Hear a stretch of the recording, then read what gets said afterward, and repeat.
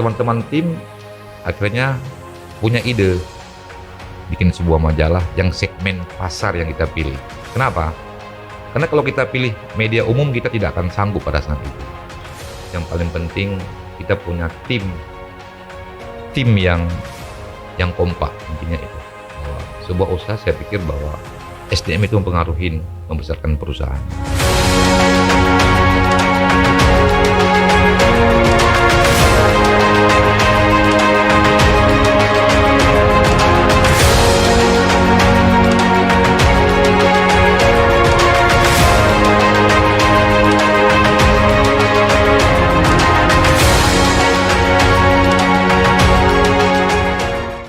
When there is will, there is way.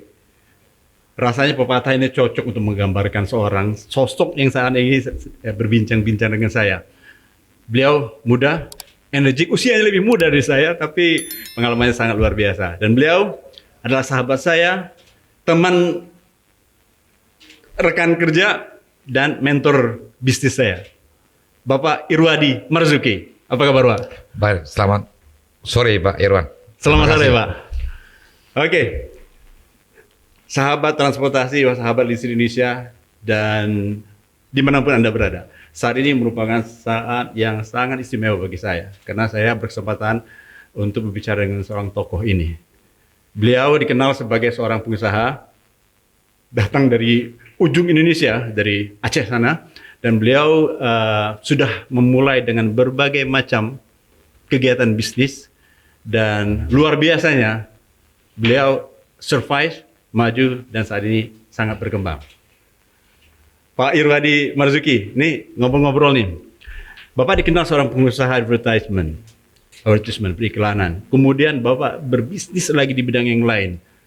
Kemudian ada juga berkaitan dengan listrik Indonesia, majalah listrik Indonesia, transportasi Indonesia di bidang energi, dan kemudian Bapak juga terjun di bidang event organizer untuk pameran sebagainya.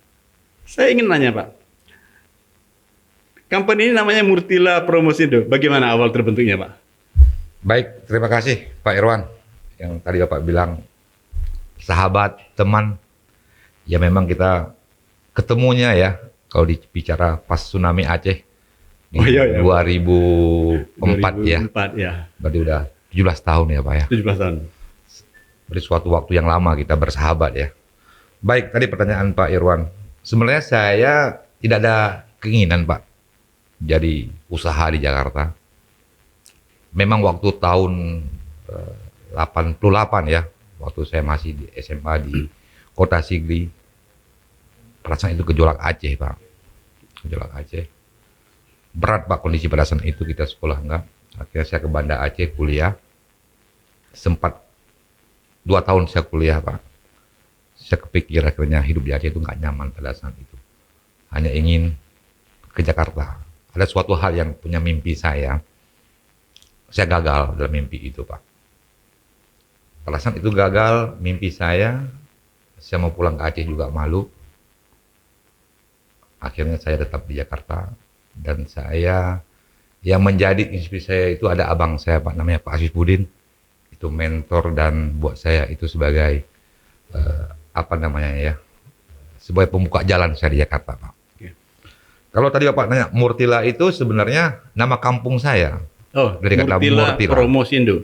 Promosindonya karena bergerak di bidang iklan. Baik, Murtilanya? Muara Tiga Lawung. Jadi Muara Tiga Lawung itu sebuah kecamatan yang ada di Kota Sigli. Jadi Kabupaten Pidi yang ada di Aceh. Kenapa 3 muara? Memang 3 muara di sana Pak. Ada 3 muara. Makanya 3 muara. Itu Pak cerita nama sebuah dan Murtila ini dibangun di tahun 94 awalnya. Yang pertama sih nggak kepikir sampai saat ini berdiri. Pada awalnya ya iseng aja Pak, ketimbang saya lamar kerja sana sini nggak diterima. Akhirnya pengalaman saya menguruslah oleh abang saya, dikasih kesempatan untuk buka usaha. Buka usaha. Pak, kalau saya boleh tanya, jiwa usaha sebagai pengusaha itu datang dari mana, Pak? Dengan sendirinya Pak, tantangan ya. Karena kita sendiri pas di Jakarta nggak diterima Pak. Di mana-mana kita kerja, kita Apakah ada keluarga Bapak atau itu memang dari dulu juga adalah pengusaha? ya pengusaha orang daerah gimana sih Pak? Dengan terbatas kan. Tapi ada keluarga saya untuk levelnya level kabupaten memang usaha di sana. Jadi jiwa usaha itu sudah terbentuk dari kecil ya Pak ya? Betul betul. Oke. Lanjut Pak, ini menarik ceritanya, lanjut Pak. Ya akhirnya sampai saat ini berdiri Pak. Tapi Murtala sendiri itu berjalan tuh bukan bisa pertesin dari awalnya Pak. Kita pernah bergerak di bidang kargo, kita pernah bergerak di bidang supplier, tapi tidak bernasib baik pada saat itu Pak.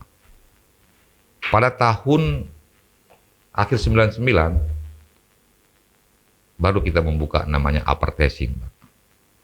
Jadi uppertasing itu jenisnya banyak, tapi kita khusus dengan untuk event-event tertentu, ulang tahun, penghargaan-penghargaan yang didapatkan oleh perusahaan. Itu yang kita publikasi Pak pada saat itu. Akhirnya waktu berkembang terus Pak, berkembang, tantangan bisnis terus berjalan dengan baik. Akhirnya kita juga mendirikan majalah Listrik Indonesia itu pada tahun, mungkin Pak Irwan saya juga tahu pada tahun berapa. Pada tahun Kita 2009 sama-sama. Pak, 2009 Februari awal. 2009 Februari. Ini menarik Pak, Bapak seorang pengusaha di bidang periklanan ya, dalam event tertentu. Tahun 2009 Bapak punya ide untuk membuat majalah. Kan beda dunianya. Kenapa tiba-tiba ada ide seperti itu Pak? Kebetulan memang kita dengan tim ya waktu itu mungkin teman-teman ya tidak mengenal dulu namanya BPR, itu Bank Peridar Rakyat. Oke. Waktu itu kita kerjasama bikin sebuah majalah Pak. Lah di situ pengalaman kita bikin majalah. Ya dengan majalah itulah kita banyak ketemu dengan orang-orang Pak. Pada akhirnya kita kontrak dengan Perbarindo 5 tahun berakhir. Ya, berakhir. Teman-teman tim akhirnya punya ide bikin sebuah majalah yang segmen pasar yang kita pilih. Kenapa? Karena kalau kita pilih media umum kita tidak akan sanggup pada saat itu. Ya, makanya saya juga pernah dengar teman saya juga yang pernah di Amerika bahwa di sana itu justru yang hidup itu majalah segmen pasar yang tertentu itu yang hidup di sana itu. Itu menjadi contoh waktu itu buat kita. Karena kita juga evaluasi, ada beberapa media yang segmennya, misalnya orang mau melahirkan, pasti ada majalah ibu, mama. Kemudian dia punya bayi, juga ada majalah tersendiri pada saat itu. Beda dengan saat ini udah era digital. Pak. Orang mau suka mancing, ada majalah pancingnya Pak. Nah, kita melihat bahwa sektor energi itu dibutuhkan tiap saat. Teman-teman dengan judul, dengan tim ya, bukan saya aja, kita tim, akhirnya menentukan sebuah majalah namanya Listrik Indonesia.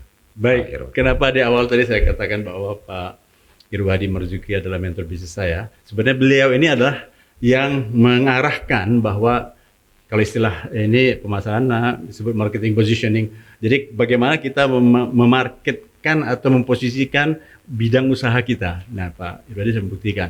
Padahal beliau pindah agak jauh juga sih dari advertisement, pindah ke usaha berkaitan dengan jurnalistik. Tapi pengalaman demi pengalaman membuat beliau terasah dan mampu. Nah Pak, Bapak saat ini mengelola holding company-nya adalah Multidia Promosindo. Ada majalah Transportasi Indonesia yang bergerak di bidang informasi tentang transportasi, tentang freight forwarders, tentang supply chain dan sebagainya. Kemudian bicara tentang Listrik Indonesia, bergerak di bidang energi dan sebagainya. Bahkan Bapak mengembangkan lagi di bidang event organizer untuk energi, untuk telekomunikasi, untuk kelistrikan, dan baru-baru ini Bapak juga sejak tahun 2017 ya Bapak membuat semacam awarding Indonesia Best Electricity Award. Semua ide-ide itu muncul begitu saja ya Pak? Sebenarnya buat saya bisnis ini tim Pak. Tim ya? Tim ya. Jadi nggak mungkin kita sendiri ya untuk mengerjakan ini. Bahwa teman-teman yang ada di Murtila ini sebagai sahabat, teman Pak. Jadi bisnis itu sebenarnya dari sebuah ide Pak. Tantangan kita berbisnis ya. Ya waktu kita bicara advertising iklan tuh tetap ada saingannya Pak, berat. Ya. Teman-teman membuat sebuah ide. Jadi saya hanya memberikan sebuah masukan, teman-teman menangkap itu. Bahwa usaha ini ya butuh tim. Buat saya membesarkan ini bukan milik saya. Kita sama-sama untuk melakukan sebuah upaya-upaya terobosan Pak. Dengan perubahan-perubahan itu akhirnya terjadilah beberapa event yang kita lakukan. Mantap sekali. Pak, apa tantangan terbesar yang dilalui dalam mengelola beberapa bisnis tersebut, terutama dalam media transportasi Indonesia, media listrik Indonesia? Apa tantangan terbesarnya, Pak? Tantangan selalu ada Pak Irwan. Bahwa kita bikin juga majalah listrik Indonesia yang pertama itu sebenarnya juga untuk dikenal orang itu butuh waktu lama. Hampir sekitar 2 tahun bahwa orang itu percaya kepada majalah kita Pak. Tentunya yang berat buat kita itu sebenarnya nggak ada yang berat Pak kalau kita serius. Yang paling penting kita punya tim yang kompak, intinya itu. Bahwa sebuah usaha saya pikir bahwa SDM itu mempengaruhi membesarkan perusahaan. Jadi saya pengalaman dari di mana saya pernah kerja Pak. Bagaimana kita juga mempertahankan tim-tim yang punya kualitas. Tentunya kita juga berikan apresiasi ke mereka. Karena mereka lah sumber kekuatan kita. Karena apapun yang kita lakukan di media ini Pak, kita nggak butuh modal besar Pak. Buat kita yang kita butuhkan SDM-nya Pak. Orangnya Pak. Karena kalau dibicara aset, kita nggak punya aset. Apa sekarang aset kita Pak Irwan? Nggak punya aset. Beda dengan kontraktor. Kita harus punya uang miliaran, puluhan miliar, ratusan miliar justru untuk mendapatkan proyek. Kalau di kita nggak Pak. Kita punya ide, punya keinginan, didukung oleh tim yang support ini. Itulah modal kita Pak, SDM-nya. Asetnya adalah ide dan SDM. SDM. Mantap sekali Pak. Memang dalam kegiatan sehari-hari, Pak Riyadi selalu memberikan di kantor nih ceritanya, beliau kan satu kantor, rekan-rekan bisnis, jadi beliau sudah memberikan range, jadi selalu memberikan arahan dan sebagainya. Tinggal bagaimana para anggota keluarga besar, beliau nggak mau menyebut karyawan, beliau menyebutnya ada anggota keluarga besar itu bagaimana masing-masing bisa menempatkan diri, memberikan ide masing-masing dan action. Ada agak menarik Pak di Murtila ini khususnya ya.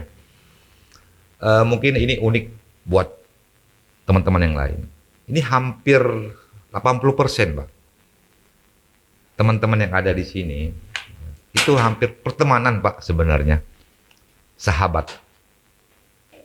Jadi saya melihat bahwa sampai jarang Pak yang masuk secara profesional, artinya secara birokrasi ya, secara melamar secara profesional. Jadi hampir 80% ini persahabatan.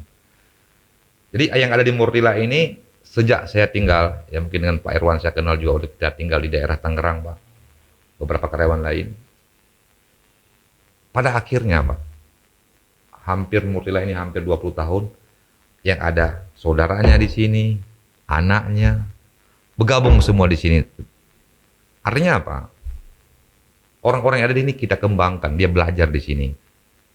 Dan saya sendiri pun waktu awal nggak kepikir Pak bergerak di bidang advertising dan IT. Saya orang paling nggak suka Pak tentang itu. Tapi itulah kehidupan ya Pak ya, bahwa hidup ini misteri Pak. Nggak ada yang tahu bahwa kita hari ini bergerak di bidang ini Pak. Sesuatu yang kita benci dulu Pak. Makanya teman-teman, jangan sesuatu kita benci itu berlebihan. Jangan terlalu membencikan sesuatu. Karena hidup ini misteri. Kita nggak tahu apa yang terjadi. Ya, itu. Jadi sesuatu itu dengan standar. Kita cintai dengan standar, benci itu dengan standar. Baik-baik, ada beberapa kutipan yang saya ingat. Jadi apa yang kita jangan membenci, jangan terlalu membenci. Kalau sayang juga jangan terlalu sayang. Suatu saat bisa berbalik. Menarik Pak. Dan sistem, ini menarik sekali Bapak. Bapak mematahkan beberapa semacam pemikiran kaitan marketing bahwa semuanya harus di bidang yang harus dites dulu itu bisa masuk ke dalam satu bidang tertentu. Bapak justru dari sisi untuk merekrut karyawan dari kenal, dari teman, dari saudara, tapi uniknya, ini saya bilang unik Pak, sistem rekrutmen Bapak adalah bagaimana selanjutnya bisa mendevelop, mentrain, melatih, kemudian membentuk orang tersebut menjadi sesuai dengan bidang pekerjaan masing-masing. Ada kiat-kiat tertentu untuk melakukan itu Pak? Kita juga belajar di sini otodidak Pak.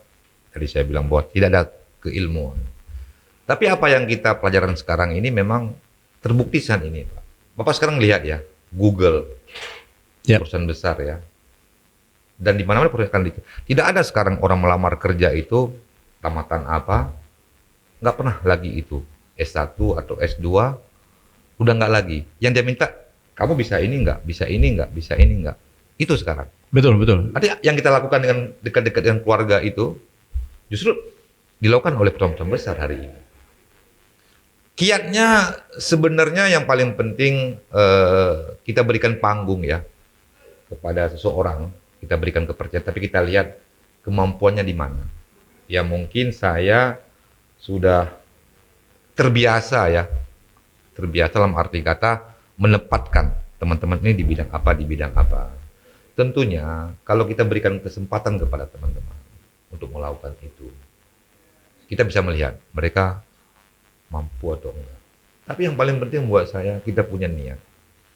Bahwa keberhasilan itu kita punya niat, komitmen. Itu aja yang saya selalu memberikan motivasi kepada teman-teman. Ya intinya tidak semua juga bisa bergabung di kita. Dengan mungkin Pak Irwansyah udah tahu lah, kalau kita berteman hampir sekitar 17 tahun mungkin keluar masuk orang itu ada.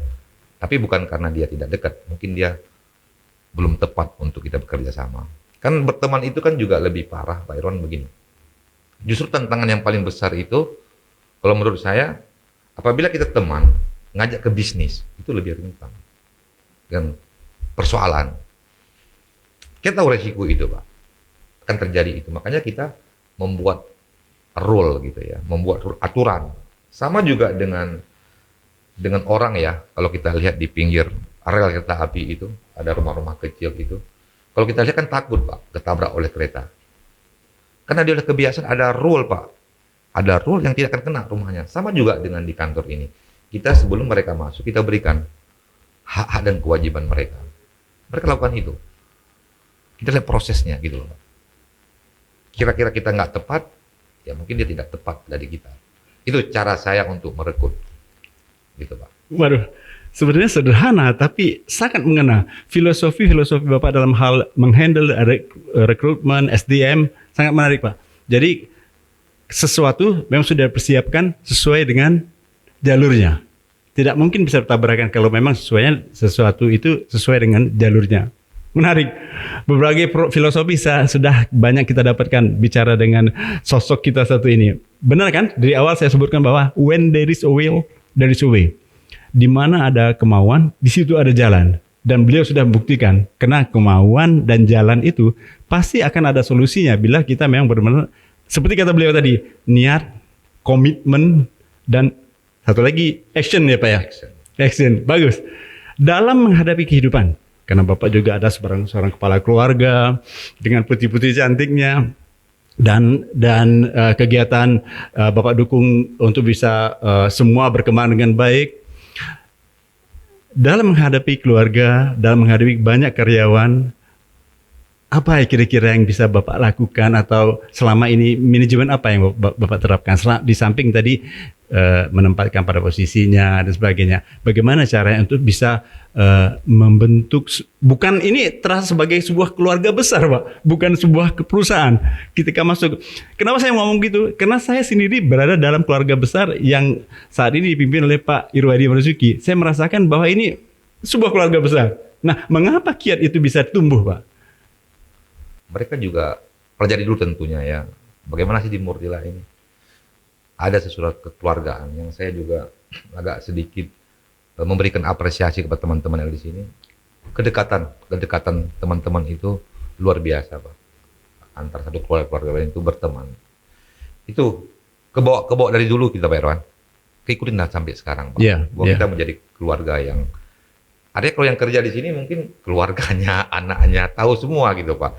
Dan saya ngerasain juga mereka yang tinggal di sini mungkin istrinya, anaknya berani nelpon saya loh Pak, karena menganggap keluarga akhirnya. Tidak mereka menganggap saya sebagai pimpinannya gitu. Ya, saya merasakan itu juga. Bahkan setiap tahun Bapak mengajak keluarga, bukan hanya karyawannya aja, bukan hanya yang bekerja di sini aja, juga keluarganya juga outing dan sebagainya. Itu salah satu kiat untuk bisa mendekatkan perasaan ya Pak ya. Pak, sebelum kita akhiri percakapan kita ini menarik Pak, karena berbagai filosofi yang Bapak bicarakan mengenai dalam era bisnis seperti ini Pak, teknologi ini Pak, kan bagaimana caranya Bapak bisa tetap terus catch up, artinya tetap mengejar, terus bersama bagaimana merubah diri, bagaimana merubah perusahaan untuk bisa ikut dalam kaitan dengan teknologi. Kenapa saya tanyakan itu? Karena Listrik Indonesia yang dulu hanya print dicetak, sekarang ada e-magazine-nya, artinya sudah masuk digitalisasi. Kemudian ada, ya ini kita bicara melalui podcast, ada berbagai hal yang dalam arahan Bapak, kemudian Bapak membuat satu ide menjadi lebih berkembang dengan mengikut perkembangan teknologi. Gimana pendapat Bapak mengenai hal itu? Pak Irwan, tadi saya sudah sampaikan bahwa bisnis ini kan kita bisnis berjalan dengan perubahan. Mungkin kita juga udah memprediksikan, walaupun kita sendiri tidak sekolah di bidang itu. Tadi saya bilang ke Pak Irwan, bisnisnya itu saat ini ada 3, Pak. Dulu waktu saya sekolah, Pak, diajarkan oleh guru kita, mungkin di pelajarannya, kalau nggak salah pelajarannya ekonomi ya. Ekonomi ya. Ya, kita bisa ada 2, jasa dan benda. Guru memberikan contoh. Apa itu benda? Kalau kita beli ke warung beli gula, dikasih gula. Apa itu jasa? Jasa kalau kita naik bis, Pak, berarti kita nggak dikasih benda, kita dikasih perjalanan. Iya. Ya kan? Sama juga dulu, kebutuhan primer. Apa itu kebutuhan primer? Makan, minum. Sandang, pangan, papan, kata di zaman dulu kan seperti itu. Saat ini apa kebutuhan primer? Mungkin Iya. HP. Ya, telekomunikasi Pak ya. Butuh proses, butuh waktu ya. Artinya berubah dengan dunia ini. Yang kedua tadi Pak Irwansyah, kita punya ide akhirnya kan. Jadi kita menganggap ide. Begitu ide yang ada di saya, kebetulan saya di sini punya teman-teman, misalnya Pak Irwan, yang awalnya dari seniman ya, Bapak dikenal seniman, kita bersahabat. Di sini ada Pak Ismail, di sini ada Pak Bahar, ya kan, teman-teman lain. Itulah bagian-bagian kekuatan saya yang mengembangkan. Begitu saya punya ide tentunya, teman-teman dah melaksanakan itu. Termasuk yang kita bikin e-magazine, termasuk yang kita bikin forecast ini, termasuk yang kita berikan apresiasi. Makanya saya bilang tadi, yang paling besar pada saat ini saya hanya SDM. Itulah kekuatan saya hari ini. Kekuatan yang terbesar hari ini. Makanya bagaimana saya memperlakukan mereka. Tentunya tidak semua apa yang kita berikan mereka bisa menerima. Artinya ada juga yang meninggalkan saya, ada. Waktu akan menentukan. Karena saya percaya banget Pak Irwan bahwa pertemanan ini sama Pak Irwan saya waktu sekolah ya tentunya ya. Kita emang alam membawa kita persahabatan Pak. Kita dengan sini nggak dekat dengan apa? Alam membuat kita bersahabat. Sama juga air dengan minyak ya kan Pak, nggak pernah kecampur. Artinya apa? Sahabat itu menentukan oleh alam. Ada yang cocok dengan kita, ada yang tidak. Akhirnya yang tinggal saat ini, yang ada di mutilasi inilah kekuatan saya. Saya mencoba untuk memberikan mereka juga apresiasi, ya, pencapaian-pencapaian yang mereka lakukan. Dan kita juga memperlakukan seperti kekeluargaan, tentunya dengan aturan-aturan yang punya kita tentukan. Buat saya bahwa kita bedakan antara sahabat, jam kerja, pertemanan. Buat saya juga nggak suka dibilang saya, teman-teman saya bilang bahwa ini karyawan, saya nggak suka. Saya bilang selalu partner. Partner, ya. Karena tempatnya tempat kita cari rezeki, Pak. Mitra ya. Mitra. Saya cari rezeki loh, Pak. Teman-teman, cuma porsinya berbeda-beda tentunya. Mari kita berkarya, melakukan yang terbaik, itu yang saya lakukan terus. Oh, ini tempat kita mencari sesuatu, Pak. Maksud saya. Termasuk Pak Irwan tentunya ya. Gitu. Baik, menarik sekali. Oke, saya mendapatkan banyak filosofi perjalanan hidup yang secara detail kita bisa sudah kita lalui bersama. Nah, sebelum saya akhirin ini,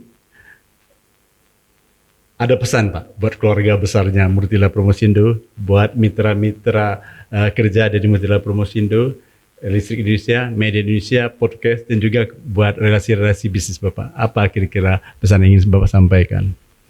Tentunya yang kita kuatkan dulu SDM di kantor. SDM di kantor ya Pak. Tantangannya pasti banyak. Yang kita harus pikirkan bahwa tantangan ke depan tidak mudah. Misalnya COVID yang terjadi 2 tahun ini, Pak. Ke depan apa yang terjadi kita belum tahu.